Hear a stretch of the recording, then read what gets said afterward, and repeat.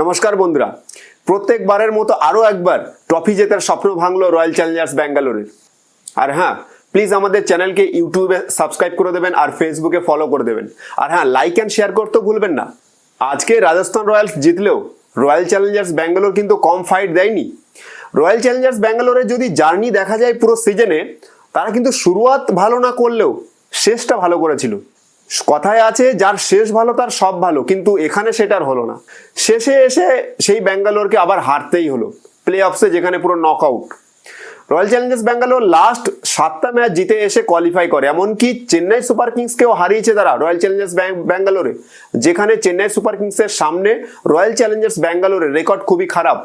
আর যখন হারিয়েছিল চেন্নাই সুপার কিংসকে, তখন কিন্তু তার দর্শকরাও ঠিকঠাক এটা মেনে নিতে পারেনি, যার কারণে তারা আজকে স্টেডিয়ামও এসেছিল রাজস্থান রয়্যালসকে সাপোর্ট করতে। এই সম্পূর্ণ সিজনে রাজস্থান রয়্যালসের বোলিং লাইন আপ থেকে যদি সব টিমের বোলিং লাইন আপ দেখা যায়, সেখানে যে বোলারগুলো পাওয়ার প্লেতে বল করেছে, সবার মধ্যে ট্রেন্ট বোল্ট কিন্তু এবছর কি বলবো, মানে ব্যাটিংদেরকে র্যাগিং করেছে পাওয়ার প্লেতে। ট্রেন্ট বোল্টের মতো ভয়ানক স্পেল কোনো টিমের ছিল না। এমনকি জসপ্রীত বুমরা ছিল আমাদের, আর্শদীপ ছিল, মিচেল স্টার্ক ছিল, প্যাট কামিন্স ছিল, ভুবনেশ্বর কুমার আছে, কিন্তু ট্রেন্ট বোল্ট এক্সট্রা অর্ডিনারি। যে পাওয়ার প্লেতে তার 3 ওভার সার্ভাইভ করা, আজকে বিরাট কোহলি, ফ্যাফ ডু প্লেসিসের মতো ব্যাটিংকেও দেখলাম, এত বড় মাপের ব্যাটিং যখন সার্ভাইভ করছে তার এগেনস্টে, তার মানে ভাই বল তো কিছু না কিছু ভালো হচ্ছে। বল ফার্স্ট 3 ওভারে 6 রান, আমার তো মনে হয় আরসিবি এখানেই হেরে গেছে আজকে। প্রথম 3 ওভারে 6 রান, মানে তারা 17 ওভার খেলেছে, 17 ওভারে 167 রান, ঠিকই রান আছে। যদি প্রথম 3 ওভারে 6 রানটা না হয়ে সেখানে যদি প্রথম 3 ওভারে 20 রান হতো, তাহলে এই রানটা কোথায় যেত? আজকে 193 যেত।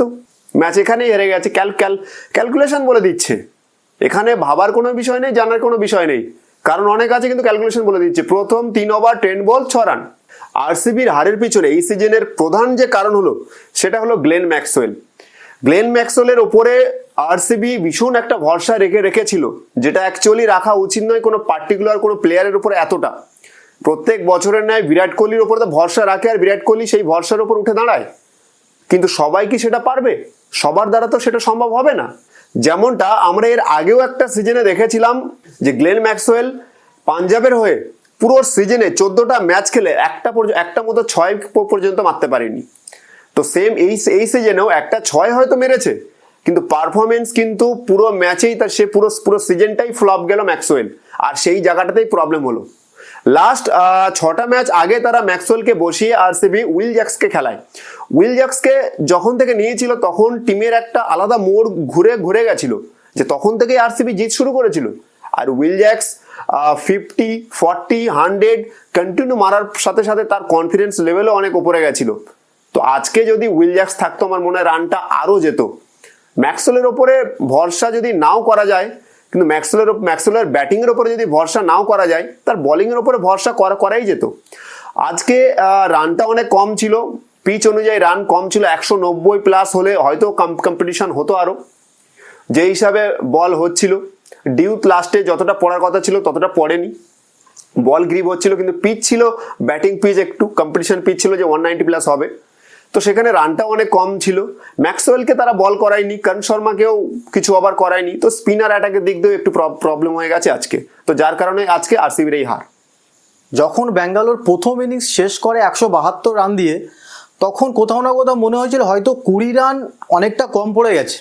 সেখানে 20 রান কম হলে অন্যান্য টিম কি করে, হয় ফিল্ডিং ভালো করতে হবে, প্লাস যে একটু মুহূর্তগুলো আসবে, রান আউট, ক্যাচ 50-50, ওগুলো 100% করতে হবে। কিন্তু আরসিবি কি করলো, ক্যামেরন গ্রিন একটা স্লিপে ক্যাচ মিস করলো, প্লাস ম্যাক্সওয়েলের ব্যাট তো করাই হয় না ওর দ্বারা, প্লাস একটা ইজি ক্যাচ মিস করলো। এখানেও ম্যাচটা কোথাও না কোথাও একটু প্রবলেমে পড়ে গেল। কিন্তু ম্যাচটা যখন 172 টার্গেট দিল, আমাদের ক্যাপ্টেন ফ্যাফ ডু প্লেসিস ব্যাঙ্গালোরের কোথাও না কোথাও ডিফেন্সিভ ক্যাপ্টেনশিপ করলো। কারণ আমরা সবাই জানি যে স্পিনার মিডিল ওভারে মার খাবে, সেখানে অ্যাটাকিং করবে, সেখানে উইকেট নিতে হবে। তো ফ্যাফ ডু প্লেসিস কী করলো, 13 থেকে 20 ওভার পুরোটা ফাস্ট বোলার দিয়ে চালিয়ে দিল। মাঝখানে কিন্তু করণ শর্মা, ম্যাক্সওয়েল, স্বপ্নিল সিং এদেরকে 1-2 ওভার করাতে পারতো, তাহলে কি হতো, অ্যাটাকিং করতে গেলে একটা উইকেট পড়তেই পারতো। সেখানে হিটমায়ার, রিয়ান পরাগ সেট হয়ে গেল। মিডিয়াম ফাস্ট বোলার বা প্লাস ফাস্ট বোলার করানো মানে কি, তারা সেট হচ্ছে ধীরে ধীরে, এই যে ধীরে ধীরে সেট হচ্ছে, ফ্যাফ ডু প্লেসিস কি ভাবছে, রানটা গ্যাপটা হয়তো একটু বাড়ছে, 48 বলে 60, 30 বলে 50, এই যে গ্যাপটা, এই গ্যাপটা হয়তো বাড়বে, কিন্তু সেট হয়ে গেলে একটা ওভারে খেলা, যেটা ক্যামেরন গ্রিনকে 1 ওভারে 16-র উপরে রান মেরে রিয়ান পরাগ ম্যাচটা প্রায় অনেকটা রাজস্থানের দিকে ঝুঁকিয়ে দিল। কিছু কিছু কারণ থাকে, যেমন আজকে ডিফেন্সিভ ক্যাপ্টেন্সি প্লাস আমাদের যারা 8টা ম্যাচ হারলো পরপর, সেখানে কান শর্মাকে একটা ম্যাচ খেলি বসিয়ে দেওয়া, ইন্ডিয়ানদের ওপর ভরসা না করা, ড্রেসিং রুমে ইন্ডিয়ান কোনো কোচ নেই, ডোমেস্টিক প্লেয়ার খেলছে কিন্তু ইন্ডিয়ান কোনো কোচ নেই, তাদের ভাষা তারা বুঝতে পারবে না, বিদেশি ভাষাদের। আমরা ইন্ডিয়ানরা খুব ইমোশনাল হই, তো বিদেশি কোচরা যদি একটু বেশি কিছু বলে দেয় তো ইন্ডিয়ানরা কিন্তু অনেকটাই তারা ডিমোটিভেট হয়ে যাবে। আর এখানে ইন্টারন্যাশনাল প্লেয়ার খুবই কম অ্যাজ আ ইন্ডিয়ান, যদি দেখা যায় একমাত্র দীনেশ কার্তিক প্লাস বিরাট কোহলি ব্যাটিংয়ের দিক থেকে। তো সেখানে ডোমেস্টিক প্লেয়ারকে একটু সাথ দেওয়ার জন্য ইন্ডিয়ান ড্রেসিং রুমে ইন্ডিয়ান কোনো প্লেয়ারকে চাই অ্যাজ আ কোচ হিসাবে। আপনি দেখুন কেকেআরের গম্ভীর, অভিষেক নায়ার, চন্দ্রকান্ত পণ্ডিত, এই যে কম্বিনেশনটা, এখানে দেখুন পারফরমেন্স সব ইন্ডিয়ানরা ভালো ভালো করছে, নীতিশ রানা থেকে শুরু করে শ্রেয়াস আয়ার, ভেঙ্কটেশ আয়ার, হর্ষিত রানা, বৈভব অরোরা, বরুণ চক্রবর্তী। সেম জিনিস যদি আপনি আর এদের দেখেন, রাজস্থান কে আছে ওখানে, সাঙ্গাকারা তো আছেই, কিন্তু ইন্ডিয়ান কিরণ মোরে থেকে শুরু করে ভালো ভালো ইন্ডিয়ানরা আছে।